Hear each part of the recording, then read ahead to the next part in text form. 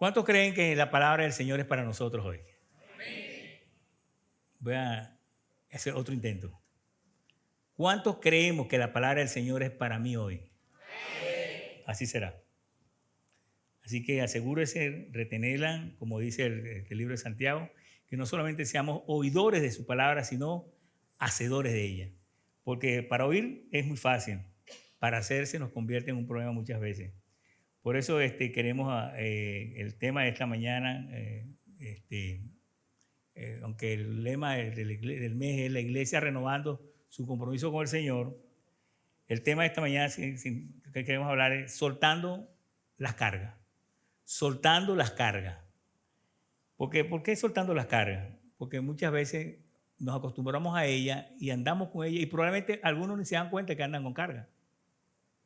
Se han adaptado, nos hemos adaptado muchas veces a cargar cosas que ni siquiera nos damos cuenta que estamos cargando cosas que Dios no quiere que carguemos. Dios quiere más bien liberarnos de las cargas, de estas cosas que nos hacen daño, que nos incomodan, que no nos permiten disfrutar la vida en abundancia. Y de eso queremos hablar esta mañana y que quiero que esté bien atento a las cosas que vamos a compartir. El Salmo 55, 22 nos alumbra un poquito con respecto a esto. El Salmo 55, 22 dice la palabra: entrégale tus cargas al Señor y Él cuidará de ti. No permitirá que los justos tropiecen y caigan. Buen consejo de la palabra allí. Entrégale tus cargas al Señor y Él cuidará de ti.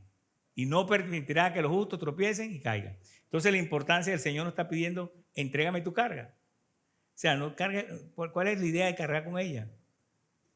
¿Cuál es la idea de seguir soportando cadenas en el cuello allí que te ahogan y que te traen malas bendiciones que no son como tales? Porque de alguna manera no son las cosas buenas que Dios quiere que te pasen, sino que Dios quiere que nos pasen cosas buenas. ¿O no es así? Entonces, si hay algo que Dios quiere que usted y yo entendamos, es que entreguemos nuestras cargas. ¿Por qué? Porque tenemos que darle lugar al Señor y reconocer que Dios es el que tiene la palabra, que tiene la respuesta, que tiene el poder. Y nos olvidamos muy fácil de eso.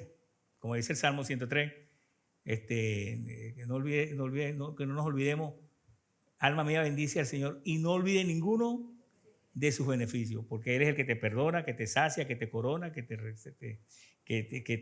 rescata y te da todas las bendiciones posibles. Pero no somos fáciles de olvidarnos.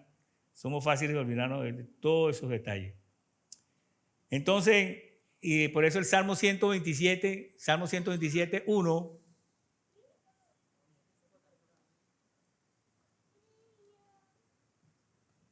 Fíjense este texto. Esto ya estaba meditando y el Señor me mandó este texto al pensamiento. Y muchas veces se nos pasa por alto estos detalles. Si el Señor no construye la casa, el trabajo de los constructores es una pérdida de tiempo. Si el Señor no protege la ciudad, protegerla con guardia no sirve para nada. Si el Señor no construye, en vano trabajan los albañiles. O sea, no va a salir bien. Si el Señor no guarda la ciudad, en vano va a ver a la guardia. Entonces, el Señor es el que tiene con toda seguridad la respuesta y que en Él podemos confiar. Hay muchas cosas que conocemos bien, perfectamente. Hemos leído la palabra, hemos oído estudios, hemos orado, hemos oído consejos, muchos de nosotros hemos pasado por todo esto. Pero hay algo todavía que pasa. Hay una palabra que se llama congruencia. Congruencia. ¿Saben lo que es congruencia? Algo que cuadre, que esté de acuerdo con eso, es congruencia. Entonces, la congruencia está en nuestras vidas, que lo que pensamos, que lo que hacemos y lo que decimos cuadre. Si hay algo que no cuadra, no es congruencia. Y Dios quiere que seamos congruentes. Que así como lo que decimos, lo hacemos. Lo que pensamos, lo hacemos. Y porque si no caemos en un doble discurso. Y uno de los grandes problemas que tenemos y por eso mucha gente, de alguna manera, y ahí quiero entrar en una parte de turbulencias, muchas veces que no nos agrada oír, es que Mucha gente no cree en nuestro evangelio, no cree en nuestro testimonio, porque lo que nos ven haciendo es totalmente opuesto a lo que decimos y lo que hacemos. Si no pensamos, hacemos y decimos lo mismo, no hay congruencia. Es aquí donde aparece en la palabra del Señor en Mateo 15. Miren cómo el Señor se los dice de una manera clara. Si hay alguien que era claro con la palabra del Señor. Y esto con la iglesia, esto con nosotros. Mateo 15, 7. Wow, comienza con una palabra dura, ¿no? Pero así es la palabra. Hipócrita. Isaías tenía razón cuando profetizó acerca de ustedes, porque escribió: este pueblo me honra con sus labios, pero su corazón está lejos de mí. Su adoración es una farsa porque enseñan ideas humanas como si fueran mandatos de Dios. Luego Jesús llamó a la multitud para que se acercara y oyera. Escuchen a Dios y traten de entender. Lo que entra por la boca no es lo que contamina. Ustedes se contaminan por las palabras que salen de la boca. Y la palabra nos dice: de la abundancia del corazón habla la boca. No habla otra cosa. Por eso el salmista decía: en mi corazón, Señor, he guardado tus dichos para no pecar contra ti. Entonces, por eso el Señor le dijo: no, hay algo que no está de acuerdo, que no cuadra allí. Ustedes dicen que me aman, que soy su Señor, pero su corazón está totalmente lejos. Y ese con nosotros, con su iglesia, con su pueblo. Entonces, por eso, si hay algo que debemos asegurarnos, hermanos queridos, es que tenemos que tener congruencia. Congruencia significa que lo que pensamos, hacemos y decimos es exactamente lo mismo. Que lo que me vean haciendo aquí en el templo, me lo vean haciendo en el trabajo, en mi casa, en el vecindario. ¿Por qué? Porque se tiene que ser, yo soy cristiano donde quiera que vaya. ¿O no es así? O soy portador de esperanza donde quiera que vaya. Y eso también queremos, porque eso es lo que nos enseña la palabra. Por eso necesitamos entrar con una mente bien clara a consagrar nuestras vidas al Señor. Si hay algo que necesitamos para este año y para todos los años que vengan, que el Señor lo permite, es consagrar. Consagrar significa tener respeto por el Señor y cumplir con los acuerdos que hacemos y las promesas que hacemos al Señor. Hay una lectura que el apóstol San Pablo nos escribe allá en la iglesia de Romanos, en el capítulo 6, verso 13. Bien atento. Romanos capítulo 6, verso 13.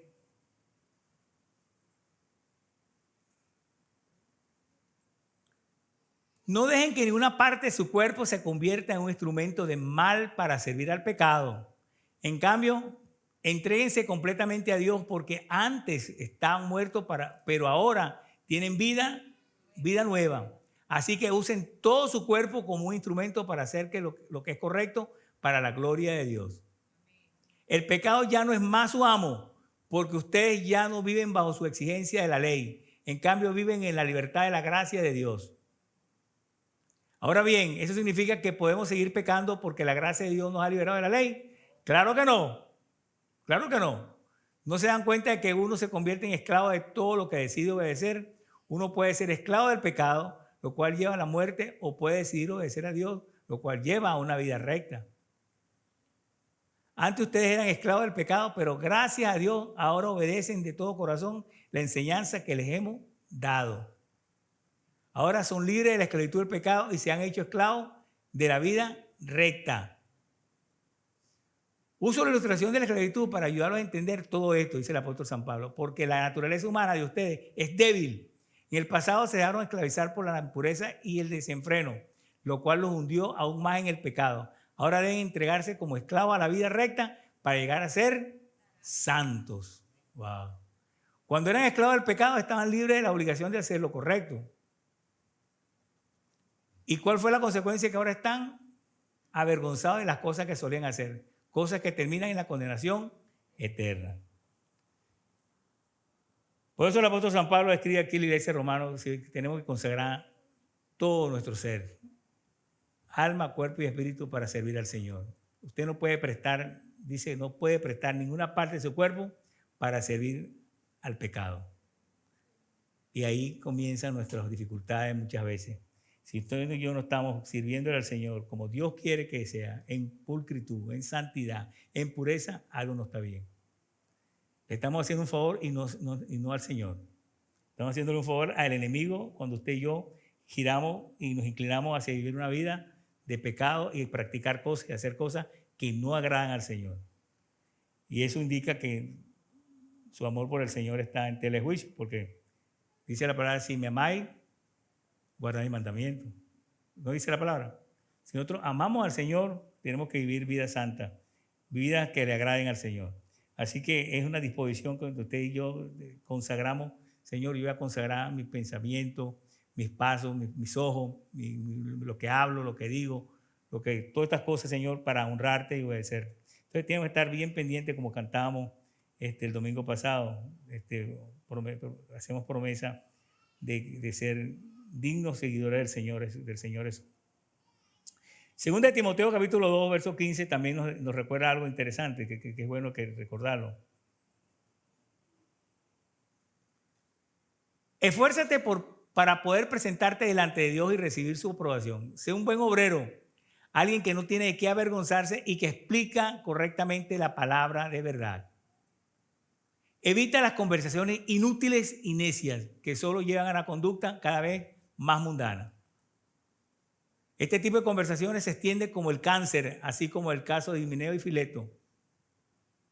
Ellos han abandonado el camino de la verdad al afirmar que la resurrección de los muertos ya ocurrió. De esa manera se desviaron de la fe algunas personas. Pero la verdad de Dios se mantiene firme. Oigan, este texto bien hermoso. Pero la verdad de Dios se mantiene firme como una piedra de cimiento en la siguiente inscripción. El Señor conoce a los que son suyos y todos los que pertenecen al Señor deben apartarse. ¿De dónde? De la maldad. Todos los que pertenecen al Señor deben apartarse de la maldad. Es una forma explícita, segura, clara de que usted y yo pertenecemos al Señor.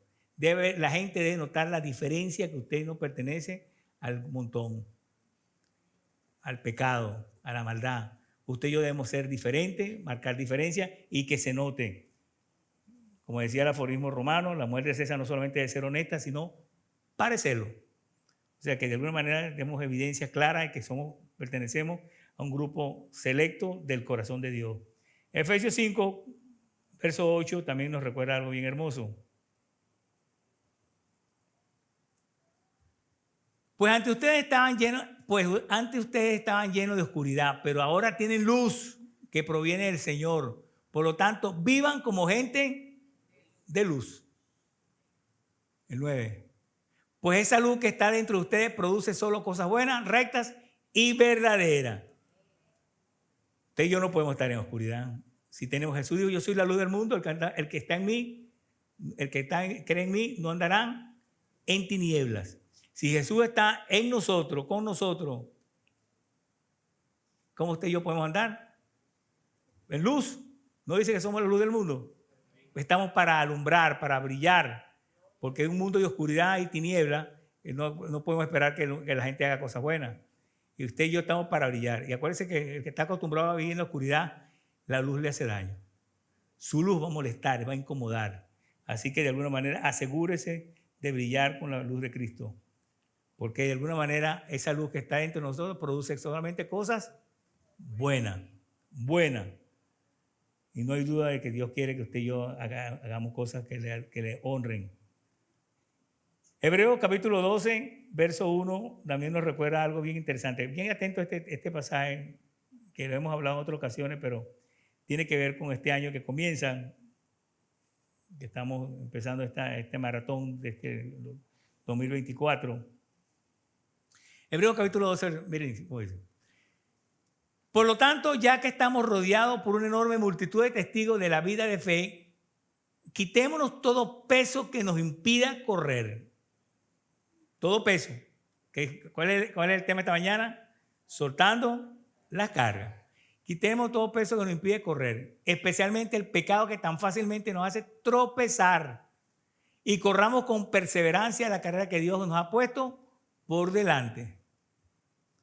Esto lo hacemos al fijar la mirada en Jesús, el campeón que inicia y perfecciona nuestra fe.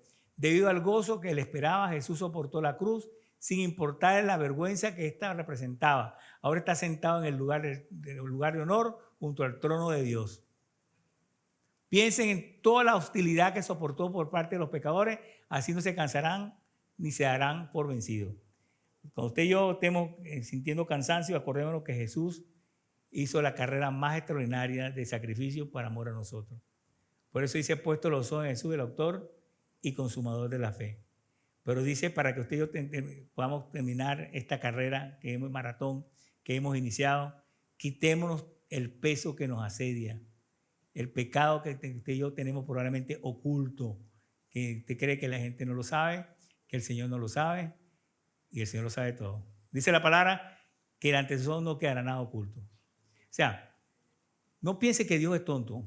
No pensemos que Dios no se da cuenta de nada. Ese es el gran problema que tenemos. Subestimamos el amor de Dios porque abusamos de su misericordia. Dios conoce perfectamente los pasos que usted y yo damos. Usted, lo que pensamos, lo que hacemos, lo que nos inclinamos, ¿lo sabe o no lo sabe? Y si lo sabe, entonces ¿por qué insistimos en hacer cosas que a Dios no le agrada? O sea, ¿por qué abusamos de su misericordia? Pero si queremos terminar la carrera bien, con éxito, agradando a Dios, tenemos que soltar la carga. Y la carga muchas veces es ese pecado que no queremos soltar, que estamos atados, una atadura que nos tiene bien agarrados y no lo soltamos, y con toda seguridad no avanzamos. Y damos vuelta y vuelta y vuelta y somos los mismos y no crecemos. ¿Y por qué no crecemos? No porque Dios no quiere que usted y yo no crezcamos y seamos fuertes espiritualmente como hijos de Dios, no, sinceramente porque estamos como un grillo, como si tuviéramos unos grillos, grilletes de eso que le ponen con una bola que le ponían a los presos para que no huyeran, y avanzamos con lentitud. Ese grillo es el peso, el pecado, la mentira, el engaño, la falsedad, el orgullo, la soberbia, la inmoralidad, las cosas que hacemos, las cosas que vemos, las cosas que nos tienen atados. Todo eso está ahí. Si no soltamos las cargas, no vamos a avanzar. Aquí donde la gente dice amén, amén, gloria a Dios. Gracias, Señor, me estás hablando. Usted puede decir, bueno, yo no sigo hombre. No lo siga. No tiene por qué seguirlo. Siga la palabra del Señor. La palabra es la que libera, la que restaura, la que sana. Y hay un evento muy hermoso en Jeremías capítulo 18 ahí, y nos puede alumbrar un poquito más con respecto a esto que estamos hablando. Jeremías 18, capítulo 18, verso 2. Esto es una ilustración hermosísima.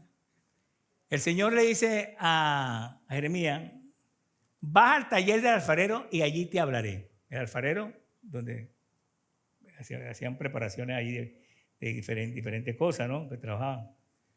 Así que hice lo que me dijo y encontré al alfarero trabajando en el torno. Pero la vasija que estaba formando no resultó como él esperaba. Así que la aplastó y comenzó de nuevo. Después el Señor me dijo este mensaje.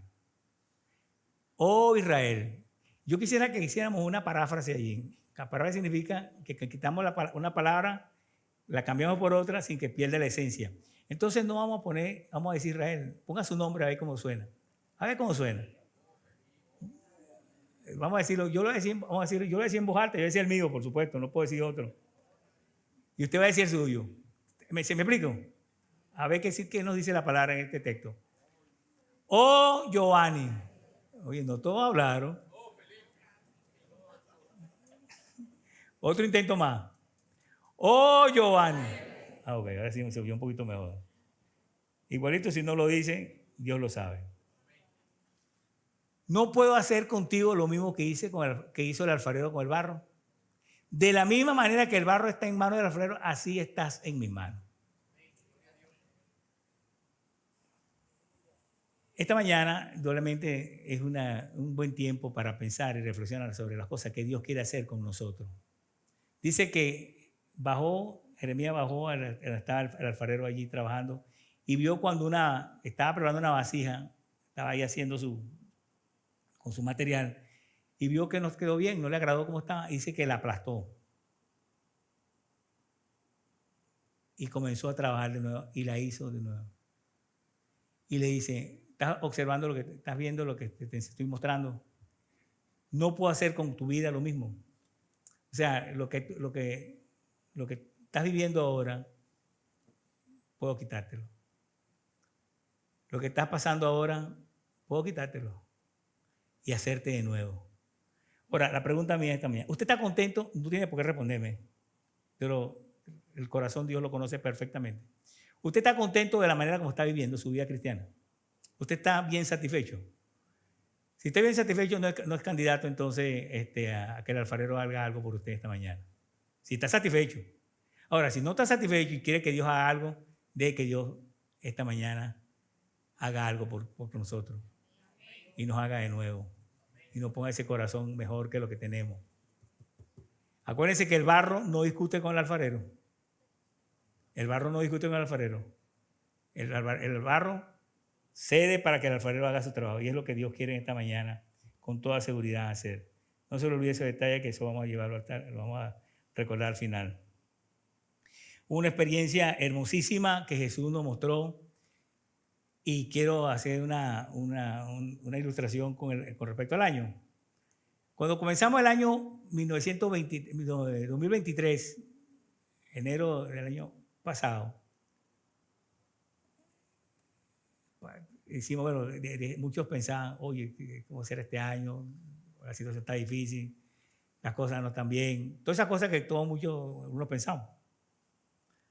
Y llegamos al final. 24, ¿verdad? O sea que pudimos hacer el tránsito, algunos con algunas situaciones difíciles, otros lo superaron, pero logramos pasar. El Señor le da una ilustración a los discípulos que es para nosotros esta mañana también. ¿Por qué? Porque no hay duda que el Señor quiere que el cielo toque la tierra a través de nosotros.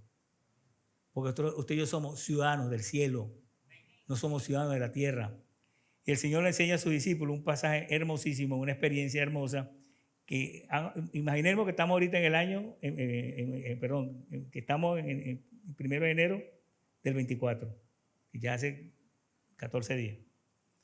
Pero vamos a leer primero el pasaje para ilustrarlo mejor. En Mateo capítulo 4, versos 35 al 41, vamos a ver qué.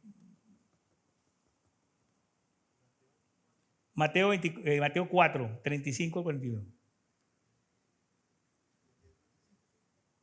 ¿No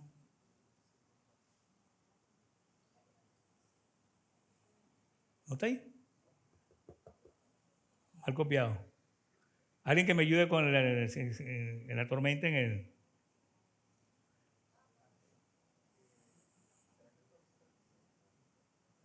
Cuando el Señor camina sobre el agua.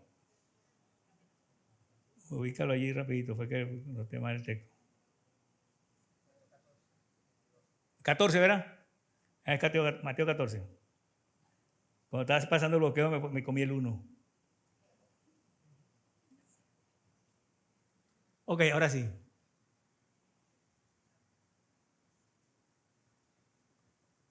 Ok. Leo. Inmediatamente después Jesús insistió en que los discípulos regresaran a la barca y cruzaron al otro lado del lago mientras enviaba a la gente a casa. Después de despedir a la gente, subió a las colinas para orar a solas. No, este no es. No, el 35. 35.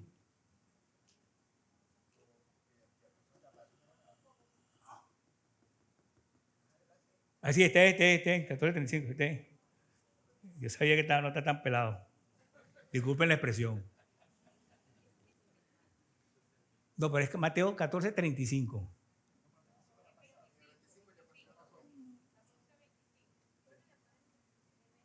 Pero dame entonces. Ok, un poquito más atrás. Ok.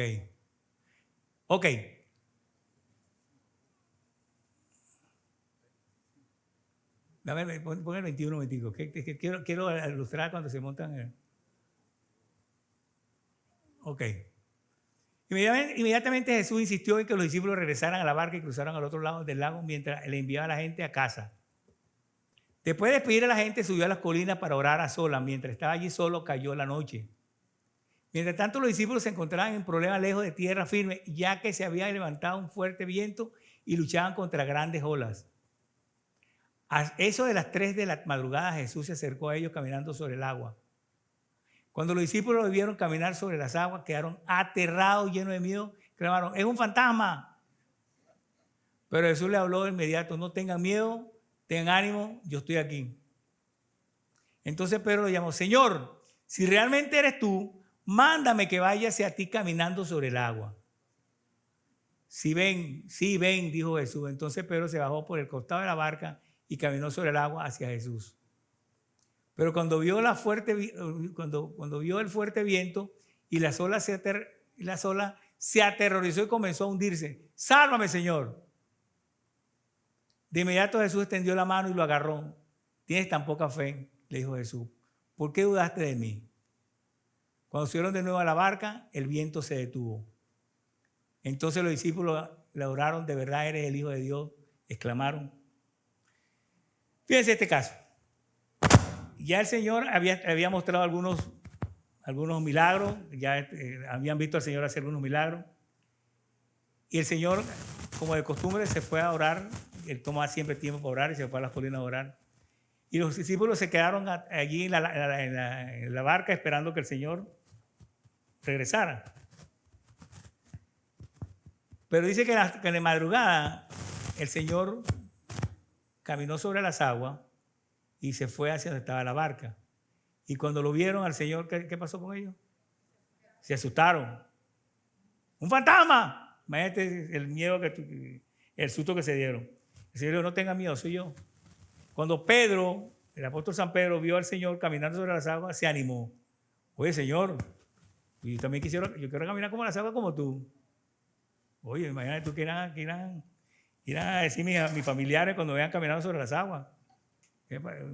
Probablemente no era para probar su fe, sino para impresionar a los demás. El Señor le dijo: bueno, Pedro, ven. Dice que Pedro se bajó de la barca y caminó. No dice qué espacio caminó, pero hay algo que pasa muchas veces. Hay cosas que hacemos y de pronto, si nuestra mirada no está puesta en el lugar correcto, nos perdemos el contacto y el enfoque. ¿Qué fue lo que pasó?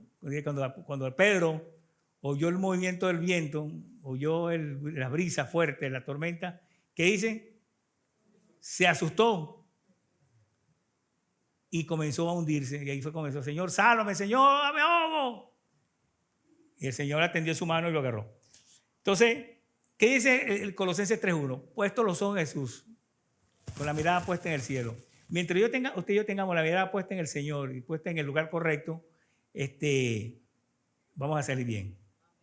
El momento que quitamos la mirada del Señor y ponemos la mirada en las cosas que Dios no quiere que usted y yo dependamos, vamos a tener problemas. Eso pasó con el apóstol San Pedro. Quitó la mirada del Señor y se hundió allí y comenzó a ahogarse.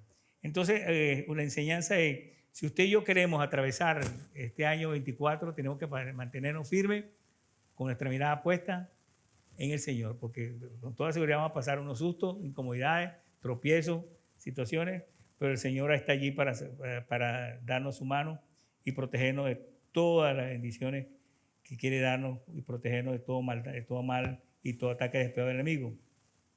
Por eso, si el Señor hay algo que cumple su promesa, y el Señor, si hay algo que mostró Jesús, es que estaba comprometido con la misión histórica a lo que vino. ¿Se acuerdan que una de las cosas que hablábamos el domingo pasado era que el Señor dijo que vino a buscar y salvar lo que se había perdido? Yo vine fue a este mundo, yo vine fue a buscar y salvar lo que se ha perdido. En eso está hablando de ti y de mí, que estábamos perdidos sin esperanza. Entonces, por eso el Señor estaba comprometido con su misión histórica a lo cual vino. Por eso Marcos capítulo 1, verso 36. Marcos 1, 36. Más tarde Simón y los otros salieron a buscarlo. Cuando lo encontraron, le dijeron: todos te están buscando, Señor. Pero Jesús respondió: debemos seguir adelante e ir a otras ciudades y en ellas también predicaré, porque para eso he venido. Si el Señor estaba bien claro, era lo que él había venido a la tierra. Estaba enfocado claramente en predicar palabras de esperanza, en libertar a los endemoniados, como dice el 39, en libertar a la gente que está atada, verso 39. Así que recorrió toda la región de Galilea predicando en la sinagoga y expulsando demonios. O sea, el Señor, si hay algo que el Señor quiere que usted y yo sepamos, que Él vino fue a libertar, a liberar, a sanar, a bendecir, a restaurar. Pero eso fue lo que Él vino y lo hizo mientras estuvo en la tierra. Pero eso dejó, ¿a quién dejó encargado de ese trabajo? A la iglesia, a usted y a mí. Somos la iglesia del Señor. ¿Se acuerdan que esa fue la misión histórica que la iglesia tenemos? La gran comisión. Y se le acercó al Señor y le dijo: toda autoridad me da tanto en el cielo como en la tierra. Por lo tanto, id y haced discípulos a toda la gente. Hablándole, enseñándole la palabra, bautizándole en el nombre del Padre y del Espíritu Santo. Como dice, por lo tanto, vayan. Dame el anterior. Jesús se acercó y dijo: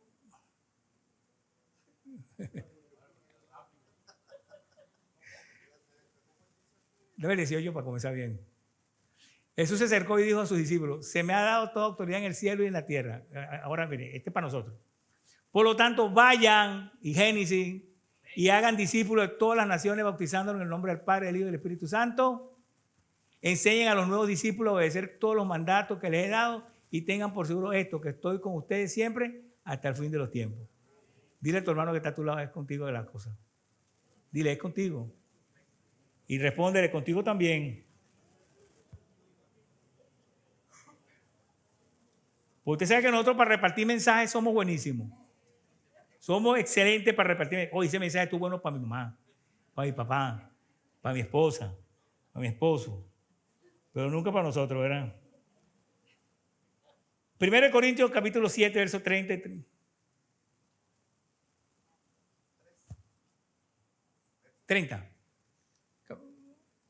Oigan este texto. Los que lloran los que lloran o los que se alegran o los que compran cosas no deberían ser absorbidos por sus lágrimas, ni su alegría, ni sus posesiones. Los que usan las cosas del mundo no deberían apegarse a ellas, pues este mundo tal como lo conocemos, pronto, y eso es cierto. Este mundo se está cayendo, se está desmoronando. Este mundo se está derrumbando. Salmo 82:5. Tiemblan todos los cimientos de la tierra. Este mundo se está derrumbando. Si usted y yo sabemos que está derrumbando, ¿para qué hacemos planes por este mundo? Dice la palabra: pues este mundo, tal como lo conocemos, pronto desaparecerá. ¿Qué tenemos que hacer entonces mientras eso pasa? Mientras eso llega. Dice en el libro de Hebreos que usted y yo como iglesia estamos montados sobre la roca. Porque todo lo que esté fuera de la roca se va a caer. Y solamente va a soportar lo que esté sobre algo inconmovible. Y lo único inconmovible es la roca. ¿Y quién es la roca? Jesús es la roca. Si usted estamos sobre la roca, vamos a mantenernos firmes y todo a nuestro alrededor se va a caer. Pero usted y yo vamos a mantenernos firmes porque el Señor nos va a sostener. Es una advertencia, es una promesa. Es una profecía que se cumple, y si hay algo que el Señor es claro, es cumplir su promesa. Por eso usted y yo tenemos que estar bien alerta y hacer exactamente lo que Jesús dijo que hiciéramos. Predicar la palabra a tiempo y fuera de tiempo. Sembrar sencilla esperanza, porque este mundo se está derrumbando. Se está derrumbando. Bueno, tenemos que recordar la promesa del Señor. Éxodo 19:5 es una promesa hermosa que nos recuerda que usted y yo tenemos que hacer las cosas exactamente como el Señor quiere. Bien, ahora bien, si me obedecen y cumplen mi pacto, ustedes serán mi tesoro especial entre todas las naciones de la tierra, porque toda la tierra me pertenece. Si usted y yo cumplimos con las cosas que el Señor, en obediencia, el Señor declara que usted y yo somos su real tesoro. Eso se lo dijo al pueblo de Israel y esto nos alcanza a nosotros, porque usted y yo somos realmente también herederos de esa promesa. Deuteronomio 7:19. Deuteronomio 7:19. Acuérdate de los tremendos errores que el Señor tu Dios envió contra ellos. Tú los viste todo con tus propios ojos y recuerda las señales milagrosas y la maravilla y la mano fuerte y el brazo poderoso que el Señor cuando lo sacó de Egipto. El Señor tu Dios usará ese mismo poder contra toda la gente a lo que tú temes. El Señor está para nosotros, para protegernos y cuidarnos de los ataques despiadados del enemigo. Y en el capítulo 31, el mismo Deuteronomio también hace allí, verso 8, capítulo 31, verso 8, también recuerda algo muy hermoso, que tiene que ver con su promesa. No temas ni te desalientes, porque el propio Señor irá delante de ti. Él estará contigo, no te fallará, ni te abandonará. ¿Nadie dice amén por esto? Es una bendición, una promesa del Señor que va a estar con nosotros, no nos va a abandonar, va a proveer para nosotros.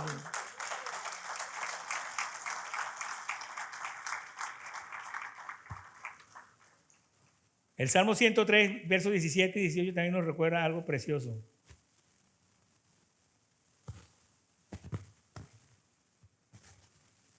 Pero el amor del Señor permanece para siempre con los que le temen. Su salvación se extiende a los hijos de los hijos.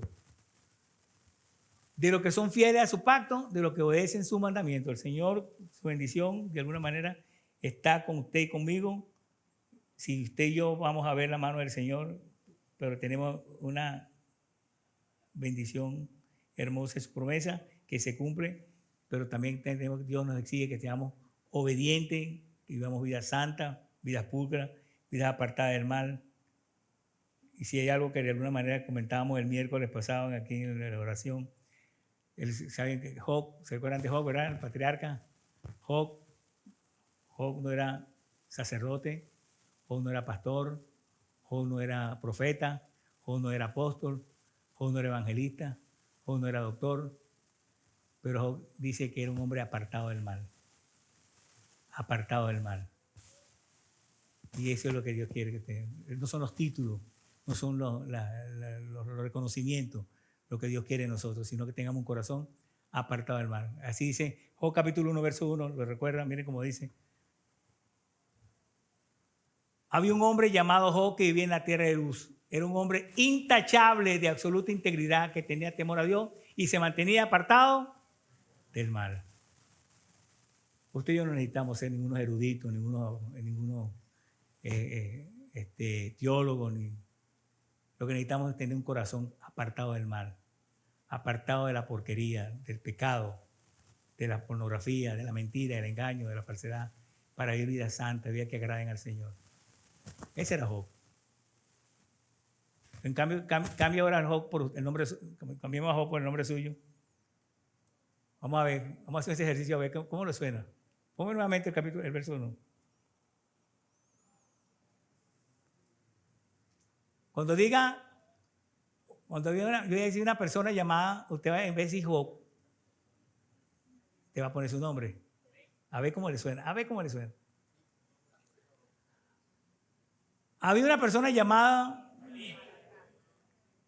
que vivía en Valencia. Era una persona intachable, de absoluta integridad, que tenía temor a Dios y se mantenía apartado del mal. ¿Cuadra con nosotros eso? Ojalá.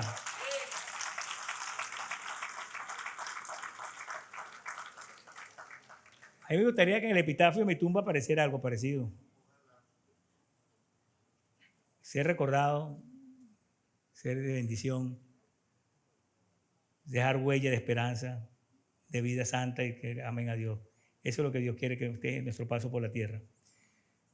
Vamos a entrar en una última parte. Quiero que esté bien atento porque esto es hermoso lo que quiero comentarle en este momento. Hay un salmo muy conocido. Lo llaman el Salmo de la Confianza. ¿Saben cuál es? El Salmo. No tiene, suéltalo. 23. Se llama el Salmo de la Confianza. Pon el Salmo. No le digan con perdón. Déjamelo allí. Al final del año, encontramos dos tipos de personas al final del año 23, del año que acaba de terminar. Nos encontramos con dos tipos de personas. Uno, el grupo que se lamentan, enojado, molesto, contrariado, pero las cosas no le salieron como quedaban, la gente me abandonó, la gente me trató mal. Comienza el lamento y el lloriqueo y la rabia y el enojo. Es un grupo de personas. Pero hay otro grupo que terminaron agradeciéndole al Señor porque Dios los ayudó, porque Dios los sostuvo, porque Dios los bendijo, porque Dios los guardó. Y con toda seguridad, yo no sé en qué grupo ustedes se meten, pero esos mismos grupos están comenzando el 24 también. Pero quiero recordar rápidamente que este Salmo 23, el Salmo 23, que se llama el Salmo de la Confianza, fue escrito por el rey David. Pero fue escrito en momentos, usted y yo a lo mejor vemos el Salmo, lo hemos leído y nos gusta bastante, pero no sabemos las condiciones en que fue escrito. Cuando dicen los estudiosos de la palabra que el Salmo 23 fue escrito por el rey David cuando estaba siendo perseguido por su hijo Absalón para matarlo. Su hijo Absalón no lo estaba persiguiendo para darle un abrazo fraternal. Lo estaba persiguiendo para matarlo. Y él estaba huyendo de su hijo Absalón. Ya el hecho de que un hijo te persiga, ya es una situación complicada. Pero que un hijo te esté persiguiendo para matarte, ya es una situación bien complicada. Por eso te dice que también escribió en esas condiciones el Salmo 4. En paz me acostaré y así mismo dormiré porque solo tu Señor me hace vivir confiado. Pero el Salmo 23 tiene unas cosas preciosas que yo quiero leerlo en esta mañana antes de terminemos porque queremos que este es el Salmo de la confianza que queremos afirmar en nuestros corazones. Dice, vamos a leerlo. El Señor es mi pastor, tengo todo lo que necesito. Vamos, dámelo más bien en la Reina Valera para que... Ok. Jehová es mi pastor, nada me faltará. En lugares de delicados pastos me hará descansar. Junto a agua de reposo me pastoreará. Confortará mi alma, me guiará por senda de justicia por amor de su nombre. Aunque ande en valle de sombra de muerte, no temeré mal alguno, porque tú estarás conmigo. Tu vara y tu cayado me infundirán aliento. Adereza mesa delante de mí en presencia de mis angustiadores. Unge mi cabeza con aceite y mi copa está rebosando. Ciertamente el bien y la misericordia me seguirán todos los días de mi vida y en la casa del Señor moraré por largos días.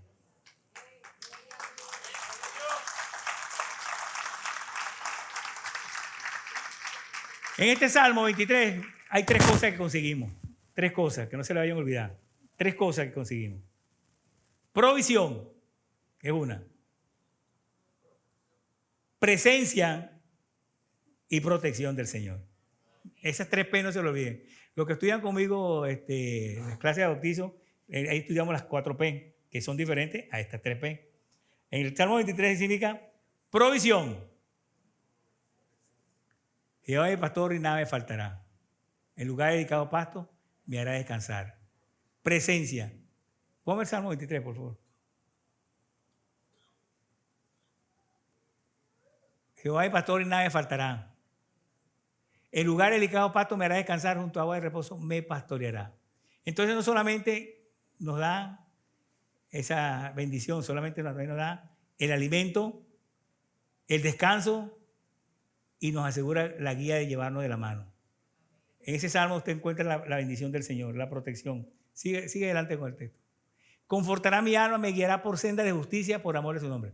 Estaba leyendo acerca de esto. Me guiará por senda de justicia. ¿Por qué no dice me guiará por senda de bienestar? Que no es malo, es muy bueno. ¿Qué significa que el Señor me guiará por senda de justicia? Eso significa me guiará por senda de rectitud. Para que usted y yo hagamos lo correcto. Y hacer lo correcto y hacer lo recto no es tan fácil como parece. En un mundo que está cayendo, en un mundo de dificultad, de persecución, hacer lo correcto no es fácil. Pero dice la palabra que el Señor me guiará por senda de justicia por amor de su nombre. Si usted y yo queremos salir ileso, tenemos que mantenernos firmes de la mano del Señor. Si no, vamos a terminar cediendo en cosas terribles. haciendo y aplaudiendo la maldad y dando lugar al enemigo que controle nuestras vidas. Pero si usted cree que usted y yo queremos salir victoriosos, tenemos que mantenernos firmes, tenemos que mantenernos de la mano del Señor. No hay duda de su bendición. Y la esperanza que tenemos nosotros como cristianos es que el Señor está con nosotros, nos cuida y nos protege, porque es nuestro proveedor, nuestro sanador, nuestro protector. ¿Ustedes saben lo que es un ateo? ¿Han oído hablar de un ateo? Ateo dice que no cree en Dios, cree en el azar. En el azar. No. Mira, pero es que Dios creó el universo. No, eso fue el azar. Bueno. Ahora cuando tenga aprieto, ¿cómo le pide al azar? Que lo saque de aprieto.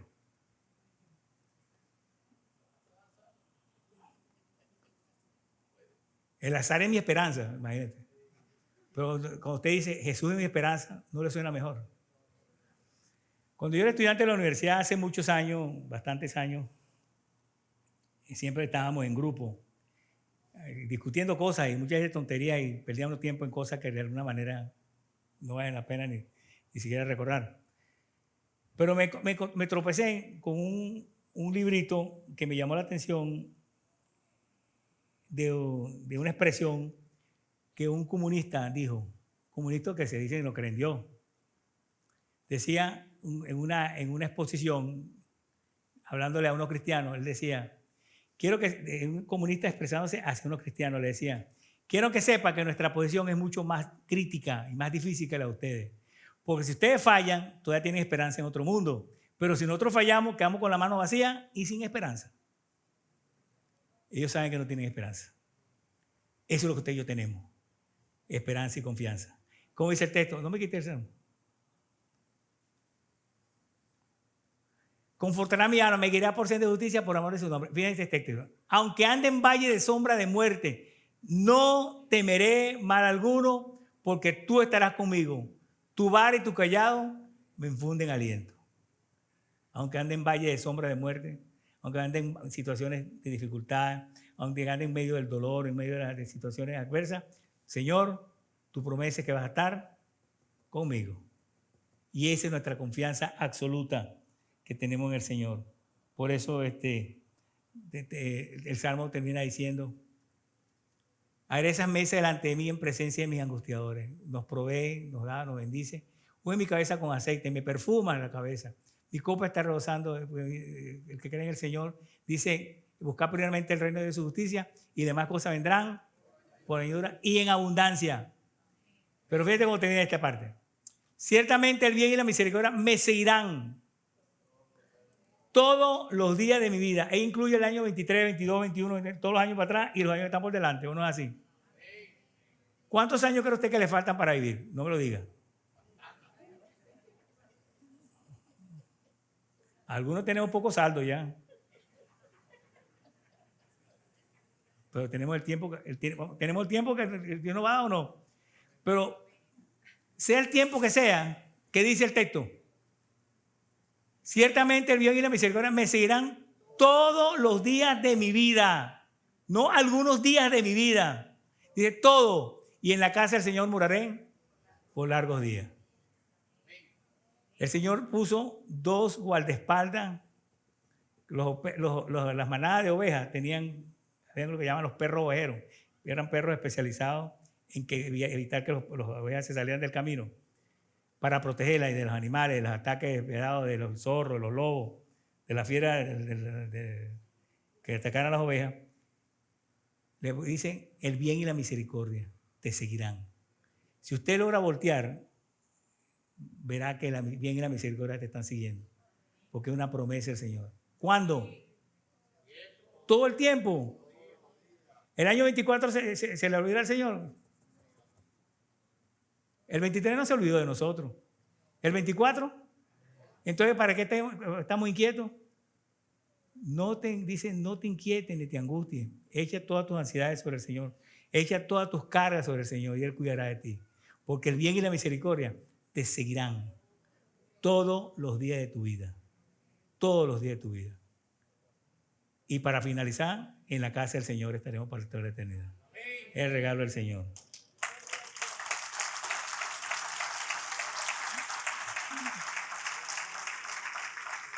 Yo quiero que usted vea este micro que vamos a ver. Esto lo hemos visto muchas ocasiones. Pero yo quiero que lo vea ahora a la luz de este salmo que vamos a leer, el cuidado y la protección del Señor. Vea cómo Dios ha cuidado, aún nosotros haciendo cosas y equivocándonos, fallando en unas cosas, el Señor aún está ahí para cuidarnos y protegernos, porque es su promesa de amor. Yo creo que usted lo vea como un agradecimiento al Señor. Probablemente muchos de nosotros nos pareceremos a esta situación, este caso. Pero véalo en agradecimiento al Señor. ¿Estamos listos?